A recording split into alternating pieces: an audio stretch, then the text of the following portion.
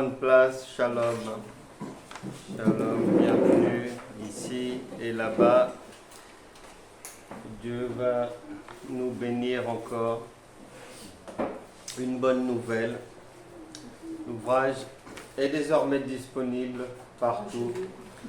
La foi, autopsie de la foi.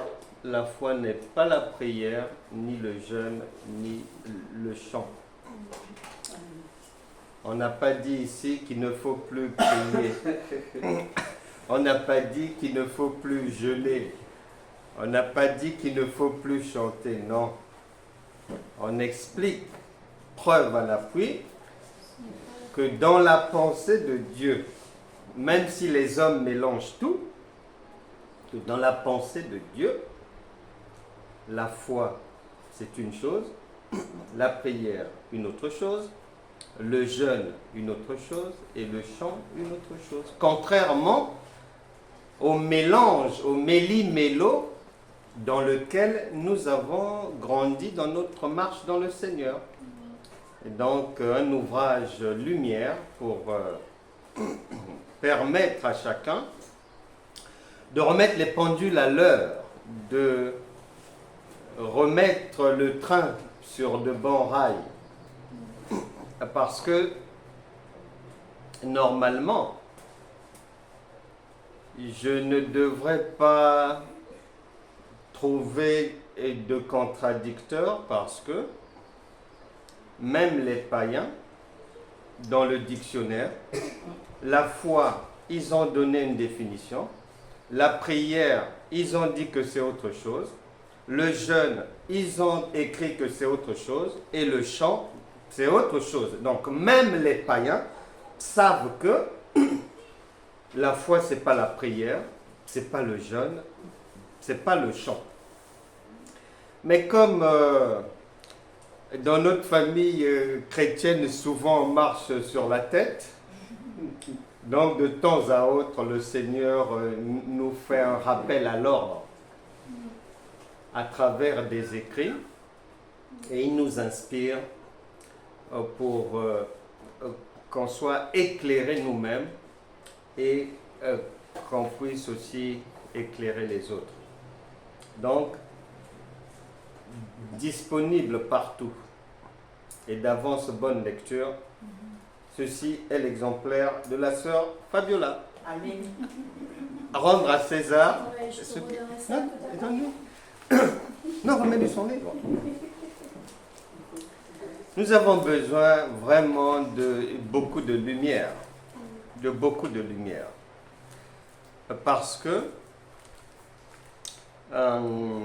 la différence, c'est-à-dire comme l'être humain juge par la vue, par ce qu'il voit, par les 5 sens, donc en faisant ainsi, le Saint-Esprit nous fait comprendre que lorsqu'on fait ainsi, on peut facilement se tromper.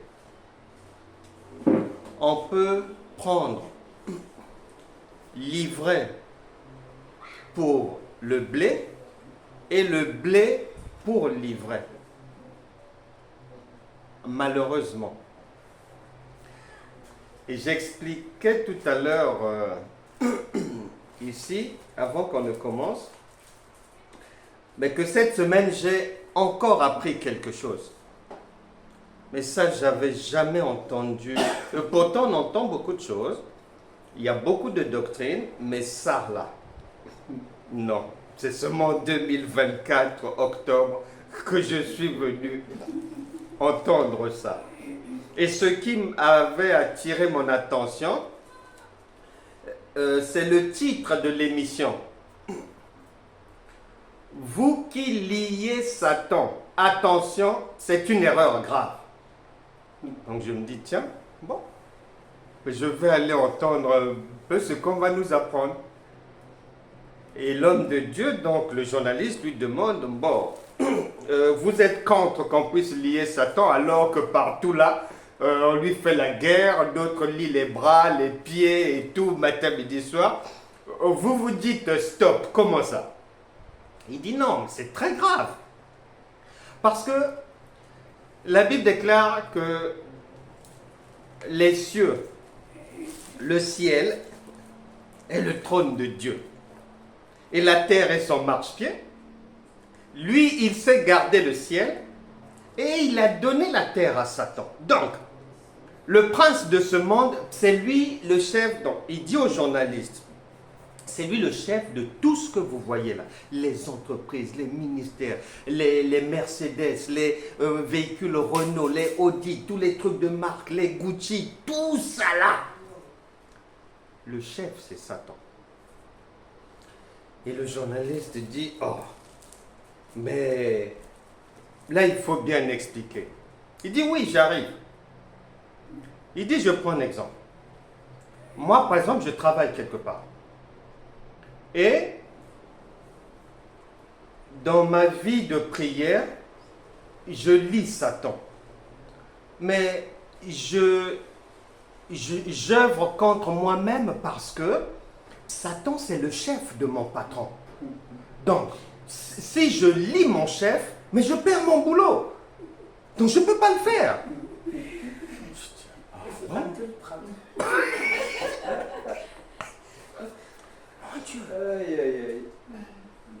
Et il a dit aux journalistes, il ne faut surtout pas, c'est une erreur grave. Qui tente de lier Satan, il œuvre contre lui-même, d'une manière ou d'une autre. Parce que tout lui appartient. Et il finit par dire aux journalistes, c'est le Dieu d'ici. Est-ce que vous pouvez lier Dieu?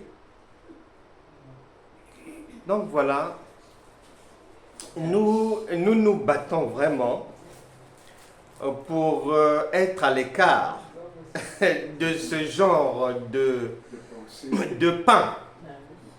Nous faisons de notre mieux pour être à l'écart de ce genre de pain. Et moi, quand j'écoutais ça, j'ai eu une seule question dans mon esprit. Si c'est ainsi, Jésus est venu faire quoi? Ben ouais. Si les dés sont déjà ficelés, ils se sont partagés les territoires. Toi, reste en haut là-bas. Moi, je règne ici.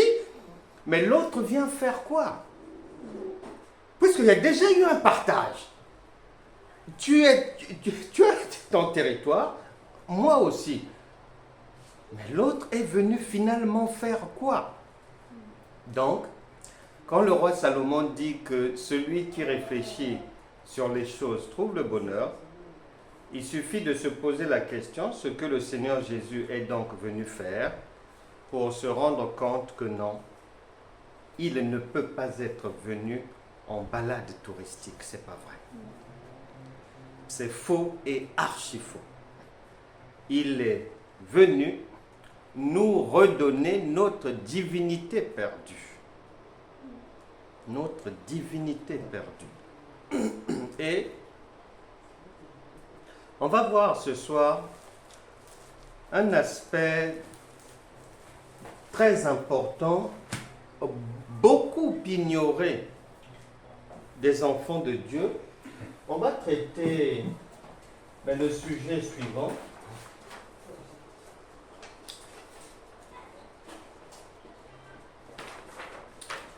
Voilà. Savez-vous que vous n'avez pas à souffrir puisque les anges sont au service du vrai chrétien? C'est la question qu'on se pose aujourd'hui. Est-ce que chacun sait que nous n'avons pas à souffrir parce que les anges sont au service du vrai chrétien? Et on va lire un texte qui va nous servir d'appui. 2 Pierre chapitre 1.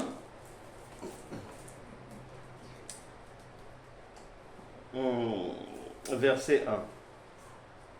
Simon Pierre, serviteur et apôtre de Jésus-Christ,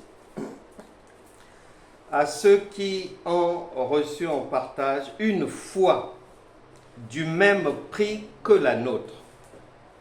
Donc, le Saint-Esprit s'adresse à nous. Et il dit que nous, qui avons reçu en partage une foi du même prix que celle qu'il a, par la justice de notre Dieu et du Sauveur Jésus-Christ, que la grâce et la paix vous soient multipliées par la connaissance de Dieu et de notre Seigneur Jésus-Christ. En d'autres termes, on nous fait comprendre ceci, que une foi d'un grand prix, d'une qualité excellente, est à notre disposition dès le départ, et que cette foi a pour objectif de permettre à chacun, par la grâce de Dieu, de vivre en paix sur cette terre. C'est-à-dire paix au travail, paix à la maison, paix avec les enfants, paix avec la famille, paix dans la rue, paix dans les finances, paix dans la santé. La paix partout, c'est écrit là. Maintenant, cette grâce qui nous donne immédiatement droit à une paix générale, eh bien, on nous donne l'information qu'elles sont multipliées par la connaissance de Dieu et de notre Seigneur Jésus-Christ. La connaissance de Dieu, ça concerne tout ce que Dieu est, tout ce qu'il a fait, tout ce qu'il est à l'extérieur de notre corps. Parce que le Saint-Esprit ne peut pas dire ni une chose et son contraire, ni une chose pour rien, ni dire deux choses pour dire la même chose. Non, s'il dit d'abord Dieu et ensuite le Seigneur Jésus-Christ, c'est qu'il parle de deux choses. La première, du Dieu qui est en dehors de nous. Tu peux le considérer comme tu veux, le Dieu Esprit, l'Éternel, ensuite la parole faite chair, etc., etc. Maintenant, la deuxième partie, où on parle de Jésus-Christ, la connaissance de Jésus-Christ, c'est-à-dire tout ce que le Père lui avait demandé de faire pour toi, de te donner, de te livrer, c'est de ça qu'il s'agit. Et c'est ce qui nous intéresse aujourd'hui.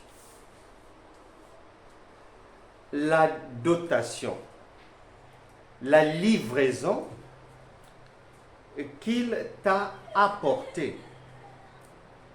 Parce que nous disons que, est-ce qu'on sait qu'un vrai chrétien n'est pas appelé à souffrir?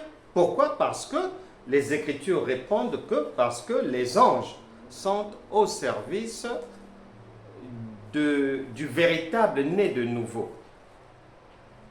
Donc pour nous, on nous donne l'information que ça va aller de mieux en mieux. La vie va devenir de plus en plus simple en fonction de la connaissance et de ce que la parole faite chair m'a apporté. C'est là où ça se joue. Qu'est-ce qu'il m'a apporté? Bon, ce qu'il m'a apporté, est-ce qu'il doit rester avec moi pour que j'en bénéficie? Est-ce que pour que je me serve de quelque chose qui m'a déjà donné, il faut que ça soit en sa présence? Ou est-ce que je n'ai plus besoin de lui, j'ai reçu, il m'a remis les clés. Il a dit à Pierre, je te donnerai les clés du royaume de Dieu. Donc c'est quelque chose qu'on va donner. Et quand il le dit, il donnera les clés de l'église à Pierre. L'église, c'est toi, c'est moi, c'est chacun de nous. Donc plus on va avoir conscience de ce qu'il est venu me donner. Je répondais à quelqu'un ces jours-ci, je lui disais, écoute, cette histoire de Dieu, il faut être simple.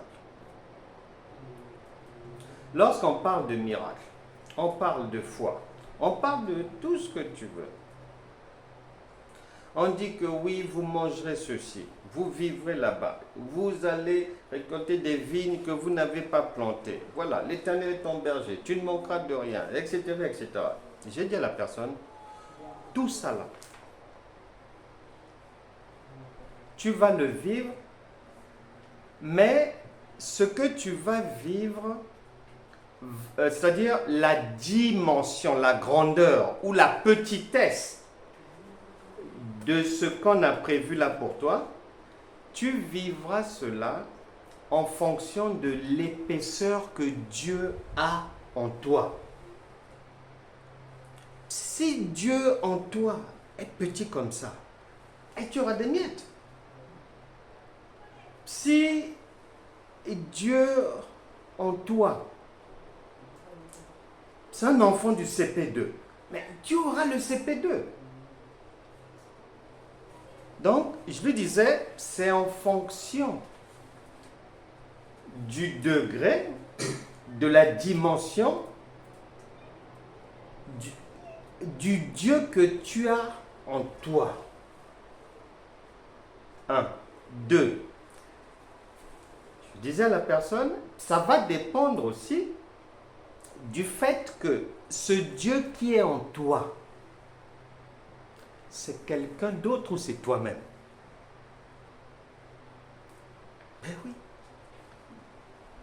C'est quelqu'un d'autre ou c'est toi-même? Parce que nous marchons de différentes manières. Des fois, et tu te mets à gauche là, et tu essaies d'écouter un peu quand la personne parle, comment elle s'adresse à son Dieu, comment tu te rends compte que là, c'est un Dieu qui vit sur une autre planète. Donc, à chaque fois, il faut attendre longtemps, l'appeler, attendre longtemps jusqu'à ce qu'il vienne. À l'autre porte, tu écoutes, tu te rends compte que non, là, c'est un Dieu qui est plus proche de nous vers la lune, là. Mais cependant, il faut aussi l'appeler. Ça prendra peut-être moins de temps, mais on l'appelle quand même, on passe un coup de fil. Et souvent, on brandit, oui, tu avais dit, Jérémie 33, 3, invoque-moi, je te répondrai, Seigneur. Voilà. Tu passes à une autre porte, tu mets l'oreille comme ça, tu te rends compte que non, là, c'est un Dieu qui est vers l'Océanie là-bas. il est sur terre ici, là, peut-être pas sur terre, mais dans une mer quelconque. Il faut aussi l'appeler. Et là, tu vas te rendre compte que non, c'est un Dieu qui est déjà sur terre. Les pieds sont sur terre, il est non loin. Mais il faut l'attendre quand même un peu jusqu'à ce qu'il vienne. Jusqu'à ce que tu vas trouver, il y a une porte là-bas où, quand tu écoutes, Dieu est là. C'est-à-dire, on n'attend pas. Il n'y a plus rien à attendre. Dieu est dans la pièce. Mais si tu vas plus loin, tu mets l'oreille à une autre porte, tu te rendras compte que là, Dieu n'est pas dans la pièce, Dieu est dans la personne. Si tu vas encore plus loin à une autre porte, là-bas tu vas carrément te rendre compte, il s'est fait Dieu lui-même maintenant. Or, c'est l'objectif de Dieu, que chacun se prenne en charge. Jésus a dit, oh, ça fait un moment que je suis là. J'ai quand même eu le temps de devenir comme le Père. Mais bien sûr. Et nous aussi, on ne passe pas du temps à apprendre pour rien. Mais non. Est-ce qu'on va rester éternellement enfant? Ce n'est pas ce que Jésus a prévu. Est-ce qu'on va rester éternellement dépendre de quelqu'un? Ce n'est pas ce qui est prévu. Donc, il y a plusieurs sortes de, entre guillemets, foi. Mais nous marchons pour aller vraiment là où le Seigneur Jésus a prévu. Il a dit, le Père et moi, nous faisons un. Donc, si hier nous étions enfants de Dieu, les Écritures ont prévu qu'à un moment donné, il faut que nous aussi, qu'on puisse dire, le Père et moi, faisons la même personne. C'est à ce moment-là que les choses deviennent différentes. Parce que s'il s'agissait seulement de dire oui, moi je crois dans le Seigneur, moi j'ai la foi, ceci, cela, j'ai tel problème, je vais guérir, ça va passer, ceci, cela, les anges, oui, vous êtes à ma disposition, c'est ce que la Bible dit. Hébreux chapitre 1, verset 14, c'est cela.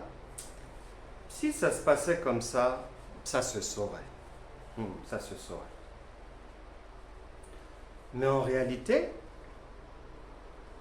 il est prévu que ça se passe de la manière la plus simple. Et plus quelqu'un a la conscience de sa divinité, plus les anges vont se mettre au travail pour lui. Parce que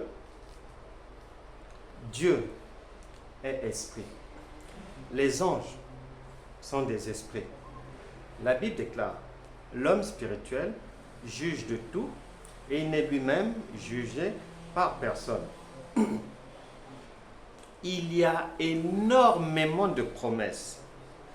Les promesses du genre qui accusera les élus de Dieu. C'est Dieu qui nous justifie.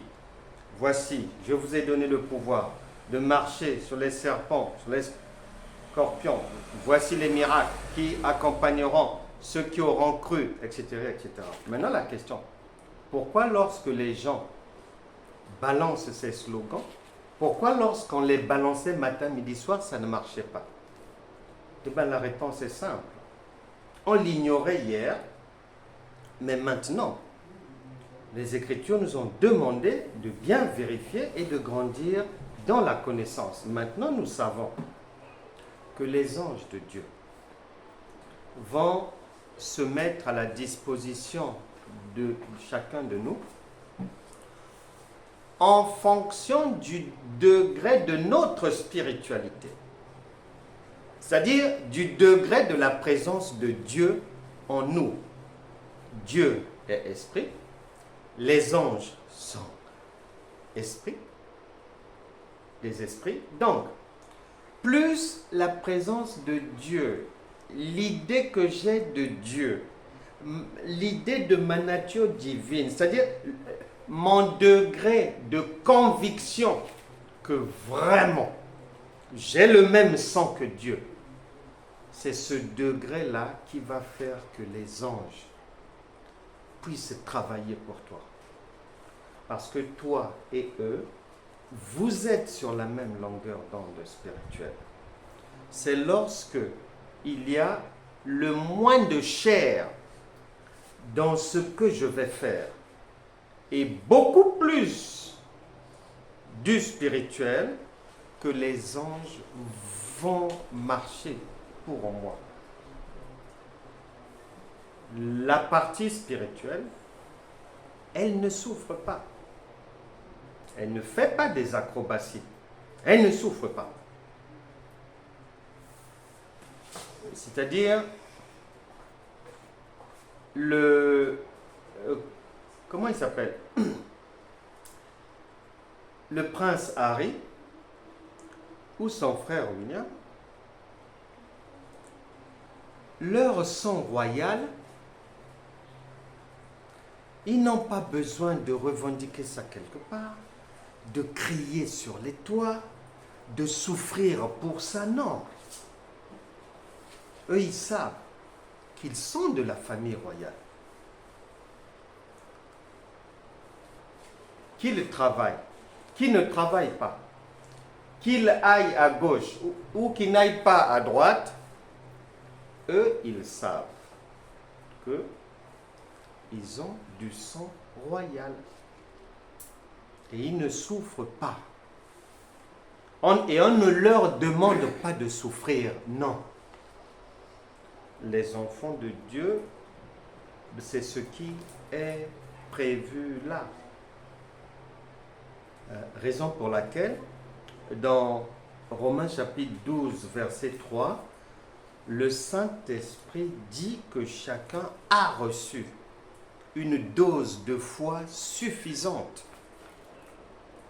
Et nous tous, nous avons reçu cette foi-là, qui va nous permettre de manifester la présence de Dieu. Et la foi, puisque Pierre aussi vient dire que nous tous, nous avons reçu ça, et une foi d'un grand prix, mais c'est comme un enfant. Il vient au monde.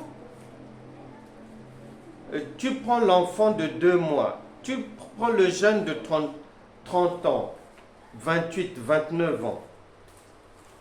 L'enfant a des cheveux, lui il a des cheveux. L'enfant a des dents, lui il a des dents. L'enfant a des os, lui il a des os. La foi c'est comme ça, elle est déjà en place. Maintenant, elle va grandir par la connaissance. La connaissance, là, va venir de quoi? De la parole, de la nourriture. Parce qu'un enfant physique grandit par la nutrition, et bien l'enfant spirituel, pour passer d'enfant à maître, comme la parole le dit en Hébreux chapitre 5, verset 12 à 13, ben, il faut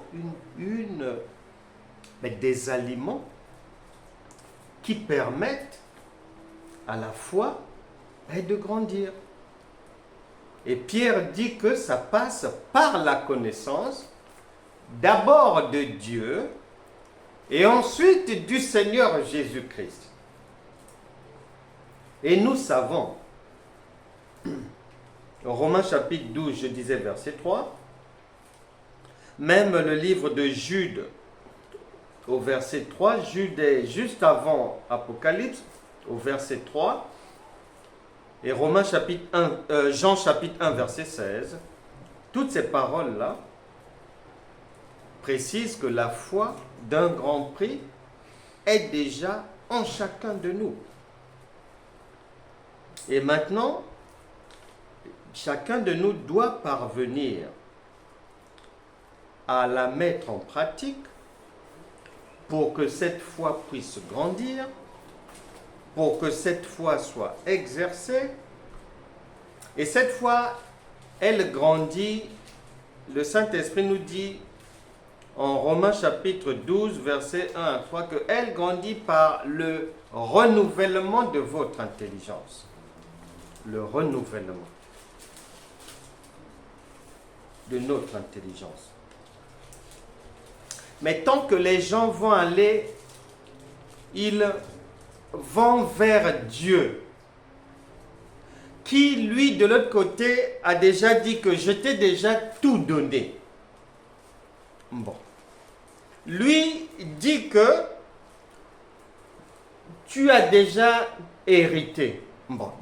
Et moi, je continue à demander, à quémander, à mendier, à attendre qu'il vienne, attendre qu'il vienne me guérir, attendre qu'il vienne me secourir. Alors que de multiples paroles disent le contraire de ce que je suis en train de faire et de ce que je suis en train de dire. Donc ce n'est pas bon pour moi. Tant que le Saint-Esprit dit « toute arme forgée contre toi sera sans effet ». Ésaïe chapitre 54 verset 17. Et moi, au lieu de me fier à cet héritage-là, je prends mon sac, je rejoins le groupe d'amis pour 2 semaines de retraite spirituelle sur la montagne là-bas, parce que nous sommes en guerre. Satan s'est levé. Vraiment, il ne faut plus dormir. Celui qui dort, tant pis pour lui, mais nous sommes là-bas debout. On a dit, toute arme forgée contre toi sera sans effet. Le problème, c'est ça. Est-ce qu'on croit en la parole? Est-ce qu'on croit ou on n'y croit pas? J'aime beaucoup un homme de Dieu. Je l'apprécie beaucoup, c'est un évangéliste qui, Dieu lui avait donné le bon conseil. Comme il sait que nous sommes dans un monde où on voit le diable et le mal partout, et que les gens se font une concurrence dans tous les domaines, lui, sachant qu'il ne prêche pas, il n'enseigne pas ce que les autres qui l'ont précédé et qu'il est venu trouver enseignent, sachant qu'il va se faire beaucoup d'ennemis et il sera beaucoup combattu parce que il enseigne le contraire de ce qu'ils enseignent. Alors, il a eu l'idée, vraiment j'aime bien. Il avait lu dans la Bible, le Saint-Esprit l'a inspiré, Ésaïe chapitre 60, verset 22, dit ceci. Ésaïe chapitre 60, verset 22. Le plus petit deviendra un millier, et le moindre une nation puissante. Donc lui, il a pris l'appellation du plus petit des serviteurs de Dieu, le galérien, le moindre de tous. Pourquoi? Parce que lui savait que lorsque l'Esprit de Dieu est en toi, même le plus petit, on dit que c'est une nation puissante. Donc, c'est-à-dire, ça ne sert même pas de se dire grand. Non, non, non, non. Que tu sois grand, que tu sois petit, dans le royaume de Dieu, l'essentiel, c'est que tu sois réellement spirituel. C'est tout. Une fois que tu es spirituel, les anges, comme Jésus l'a prévu, en Matthieu chapitre 4, verset 11, vont se mettre à ton service. Une maman, elle aime tous ses enfants et elle ne fait pas du favoritisme. Non. Elle aime tous ses enfants. Cependant, La réussite des enfants dans la vie ne dépendra pas de l'amour que maman a pour eux.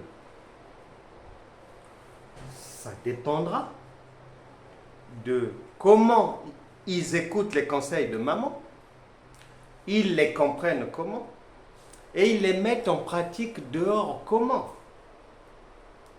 C'est ça. Le Seigneur aussi, dans son amour, il est venu. Dès la fondation du monde, il est dit que il nous avait déjà bénis. Il a tout préparé. Il nous a donné. Dieu nous a donné un héritage. Nous avons l'héritage aussi du Seigneur Jésus. Donc, sur ce point-là, nous sommes tous au même niveau.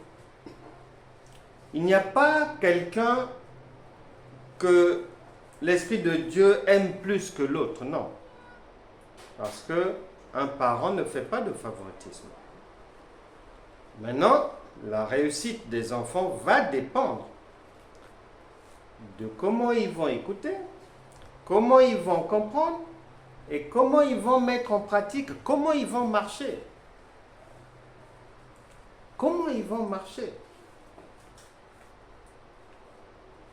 Même si la maman t'aime, mais ce n'est pas suffisant pour la réussite de la vie. Non, ce n'est pas suffisant. C'est elle qui va aller choisir la fiancée?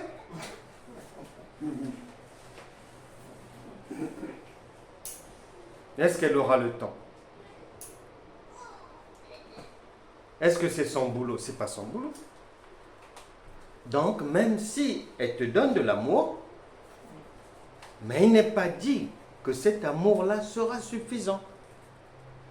Il faudra que toi-même aussi, que tu te prennes en charge. Tu dois te prendre en charge. Et nous aussi, en tant qu'enfants de Dieu, nous devons nous prendre en charge parce que seuls ceux qui se prennent en charge, c'est-à-dire, quand je dis se prendre en charge, c'est ne pas oublier 24 heures sur 24 ta divinité. Voilà, c'est ça. C'est ça, se prendre en charge. Si tu l'oublies, ça va coincer. Le fait que tu n'oublies pas va mettre en marche à chaque fois les anges de Dieu. Obligatoirement. Va les mettre en marche. Obligatoirement. Sœur Fabiola, voici un témoignage pour toi. Nous sommes en train d'agrandir derrière là.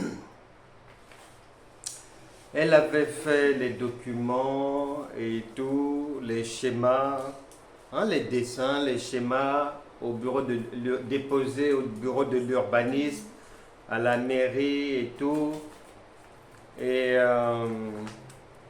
ils ont rejeté, ils ont envoyé un courrier avec accusé de réception, disant que c'est pas bon, c'est rejeté, il manque ça, il manque ça, il manque ça, des P8, des 7, des photos de ceci, cela et tout. Et bon, on se dit peut-être qu'il faut voir maintenant avec un professionnel parce qu'elle avait fait ça elle-même à la main, les dessins et tout, elle a fait à la main les dessins, les schémas. Je ne sais même pas comment elle a fait ça. Il n'y a que Dieu qui peut le faire. Quand tu vois les schémas, tu restes 10 secondes, tu peux avoir des maux de tête. Mais tu ne comprendras pas de toute manière. Et donc, elle en parle à Laura, puisque son mari travaille là-dedans, le bâtiment, le dessin industriel, tout ça là et tout. Il connaît bien. Et puis, elle montre ce qui a été rejeté par la mairie pour avoir le permis de construire là-bas. Elle montre à Thierry son mari. Et Thierry dit, c'est normal, c'est fait à la main, ça ne peut pas passer, jamais et tout, c'est pas possible, c'est normal que ça soit rejeté, il n'accepte jamais. Bon.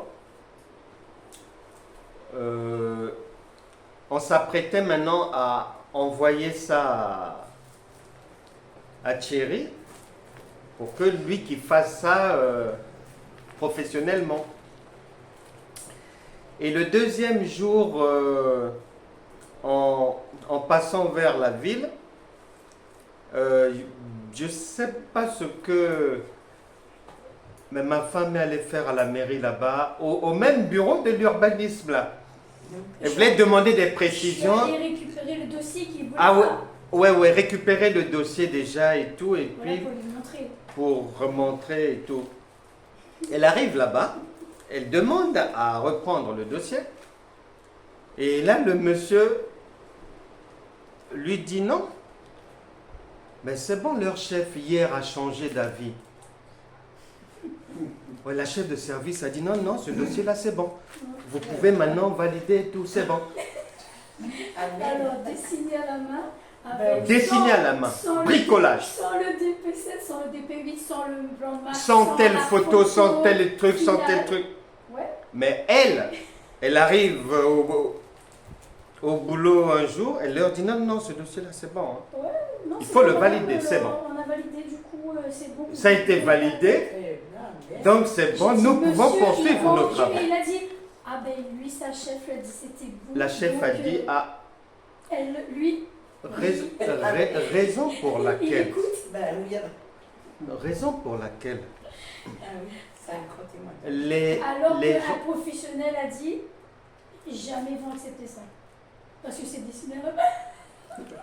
Les gens souffrent pour rien. C'est l'ignorance qui fait que les gens souffrent. Et quand on lit l'histoire dans Genèse où Jacob avait peur de rencontrer son frère Ésaü, d'abord avant ça, il avait un problème avec son oncle qui le pourchassait. Et son oncle était déterminé, une fois qu'il le chope, à en finir avec lui. Mais la Bible dit que son oncle lui a dit que la nuit, ton Dieu, lui a parlé.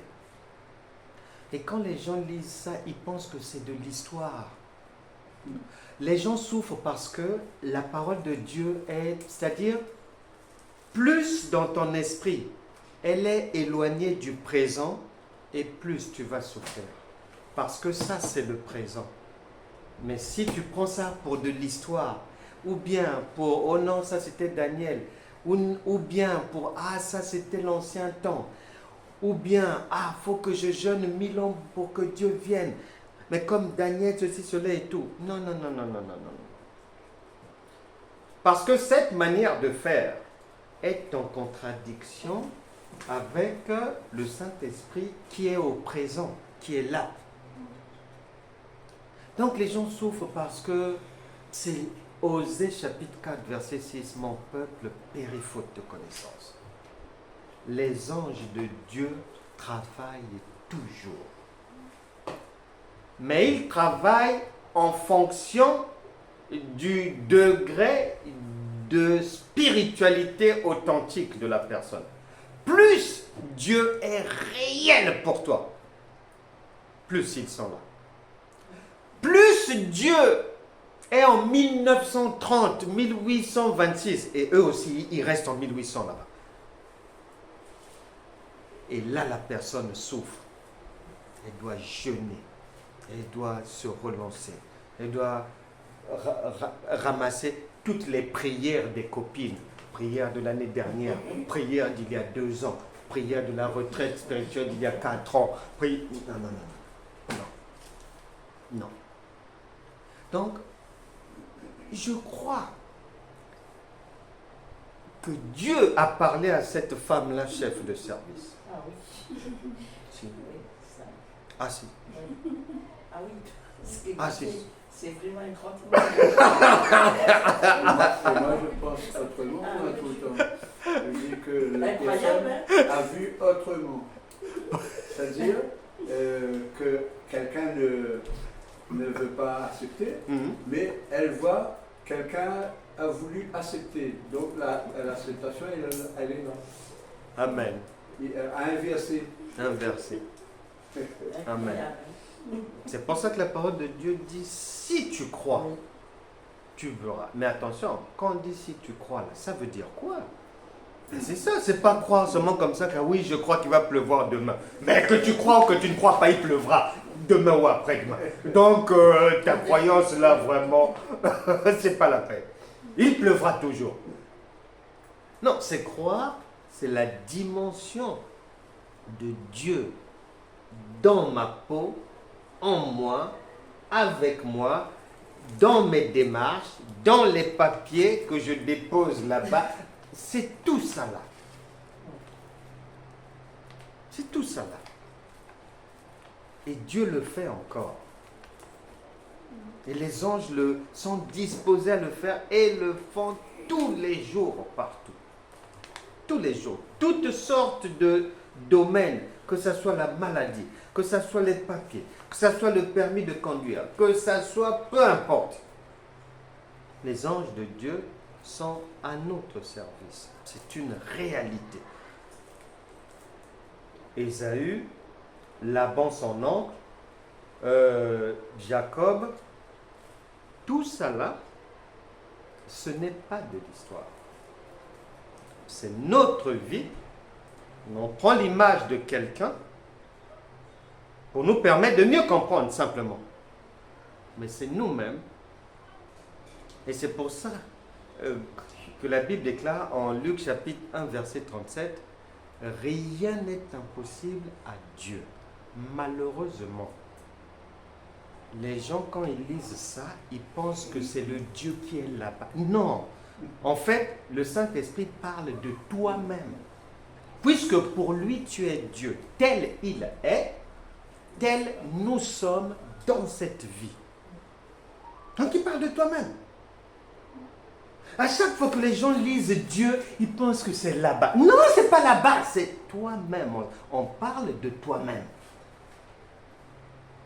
Parce que tout né de nouveau est une divinité. Eh oui. Tout né de nouveau est une divinité. Maintenant, cette divinité, tu vas la vivre en fonction de l'ampleur que tu as de ta propre nature divine. Voilà.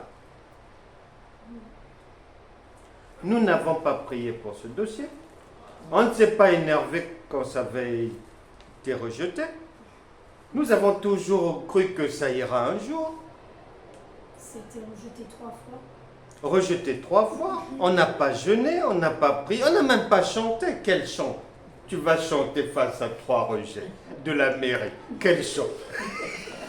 Mais en parlant de la Bible, il y a des gens qui disent ouais, notre Bible n'est pas bon parce qu'il n'a pas Yahweh et ou bien n'a pas Yeshua le nom. Bon, après, là, tu dis oui, mais ce qu'il a écrit dans la Bible, ça n'existe plus. Parce que ça, c'est l'homme l'a écrit. Il rapporte beaucoup de choses sur cette parole de Dieu. Si tu veux parler, moi, les entends. En fin de compte, ce que je disais, c'est par rapport à les conclusions à la Bible, c'est les gens. Il y a beaucoup qui disent que c'est des histoires.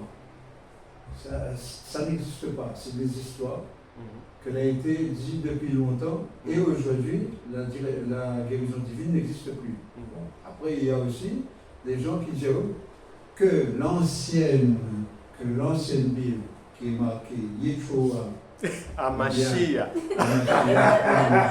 ou Yeshua ou Yahuwah. Donc notre Bible à nous c'est pas beau parce qu'il ne parle pas de ça. Là, il parle de Jésus, il parle de Dieu, Seigneur Dieu, Seigneur Jésus. Donc, ouais, il y a des gens qui s'accrochent aux appellations. Aux appellations. Après, c'est vrai, les anciennes Bibles, quand je vois, il y a beaucoup le nom de Yeshua, ou bien Yahweh. Yahweh. Ouais. C'est ça. Et les gens, tiens, voyez-moi à cœur, il faut essayer de vous détourner de tout. Absolument. Donc pour eux, c'est une histoire, donc c'est pas une histoire. Oh, c'est pas une histoire. C'est vraiment réel, c'est la parole de Dieu, elle est présente. Dieu est vivant, il est présent et il est en nous maintenant, c'est pas demain. Et son secours est toujours là. Même si on ne sait pas comment ça va se passer, même si on ne voit pas quelque chose qui bouge ou quoi, ce n'est pas un problème. La Bible déclare mieux vaut la fin d'une chose que son commencement. Donc, nous devons avoir cela à l'esprit. Lorsque tu as malheureusement, dans notre famille en crise chrétienne, les fausses doctrines enseignent des choses compliquées sur les anges de Dieu. On parle de l'angéologie, on fait des séminaires, des études, on invente des choses, des mots non bibliques, on rafistole, on fait cela. Non. Le plus important, c'est que lorsque nous marchons dans notre vie au quotidien, c'est de ne jamais oublier que je ne suis jamais seul. À partir de là, ça va m'éviter d'aller faire des choses que je n'ai pas à faire. Pourquoi? Parce que j'ai la conscience que je ne suis pas seul. Bon, si je ne suis pas seul, je suis avec qui? La parole me dit, il y a des anges. S'ils sont là, est-ce que c'est pour m'accompagner les bras croisés? Non. S'ils sont là, pour faire chacun son ministère. Si c'est la maladie, il y a des anges du ministère de la santé chargés de changer. Si on dit que le foie n'est plus bon, ils emmènent un nouveau foie. Ils mettent là-bas, même la nuit, pendant que tu dors. Si c'est le permis de conduire, ça fait 31 fois, tu n'arrives pas à passer le col parce que tu butes toujours. 38 fautes, 36 fautes. Bon. Un ange te vient en aide et un jour comme ça, paf, 35 fautes. Tu passes. Et c'est comme ça. Tous les domaines. Chacun doit bien avoir cela à l'esprit. Et quand tu vas avoir à l'esprit en permanence que je ne suis jamais seul, ça va t'éviter d'aller faire ce que tu n'as pas à faire, d'aller faire ou d'inventer des choses compliquées, de ne pas perdre ton temps. Si c'est la méchanceté, il y a des anges qui sont là aussi. Leur spécialité, c'est de faire la guerre. Et leur chef, c'est le lion de la tribu de Juda. Ils sont là pour faire taire toutes sortes d'adversités. Mais quand ils vont le faire, ils ne vont pas, c'est pas l'école maternelle, chef, est-ce qu'on peut se mettre au travail pour toi? Non, c'est pas comme ça. La Bible dit, crois seulement, et tu verras la gloire de Dieu. La Bible déclare, Luc chapitre 1, verset 37, rien n'est impossible à Dieu. Rien. Et lorsqu'on dit rien n'est impossible à Dieu, on est simplement, le Saint-Esprit en train de dire tout simplement que rien ne t'est impossible. Pourquoi? Parce que pour lui, s'il est en toi, vous devenez la même personne. Donc il parle de toi. Et chacun doit avoir cela à l'esprit. Toute difficulté, tout dossier quelque part, toute chose qui donne des insomnies, tout blocage, toute maladie, toute douleur dans le corps, au dos, aux jambes, vous quitte maintenant. Que les anges de Dieu sont chargés de vous faire du bien en permanence. Que vous soyez là, que vous ne soyez pas là, ils n'ont pas besoin de votre présence physique, non. Ils ont simplement besoin que vous ayez conscience qu'ils sont là et qu'ils sont là pour travailler. Ce n'est pas le club Med, c'est pour travailler. Et c'est cette assurance-là qui permet à chaque enfant de Dieu de poursuivre sa marche dans la victoire. Marche dans la victoire veut dire sans souffrir. Quelqu'un qui a un programme de prière, il doit prier pendant 3 jours, pendant 48 heures, pendant 1 semaine ou 1 mois, pendant 2 heures, pendant 3 heures, de minuit à 3 heures du matin, de minuit à 6 heures, de telle heure à telle heure. Ça, c'est l'esclavage. Ce n'est pas la royauté, c'est l'esclavage. Nous ne sommes plus dans ce champ-là. Nous sommes désormais dans le champ du Seigneur. Un champ qui fonctionne par l'esprit. Un champ dans lequel il n'y a pas de douleur, il n'y a pas de larmes, il n'y a pas de souffrance. Toute difficulté qui vient dans ta vie, elle est programmée pour repartir. Elle ne vient pas pour rester parce que les anges, là, sont chargés de la repousser, de la chasser, de la renvoyer chez elle. Et il en sera ainsi dans tous les domaines de ta vie.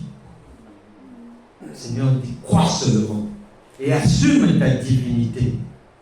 Tu verras comment la vie va s'éclaircir. Amen. Amen.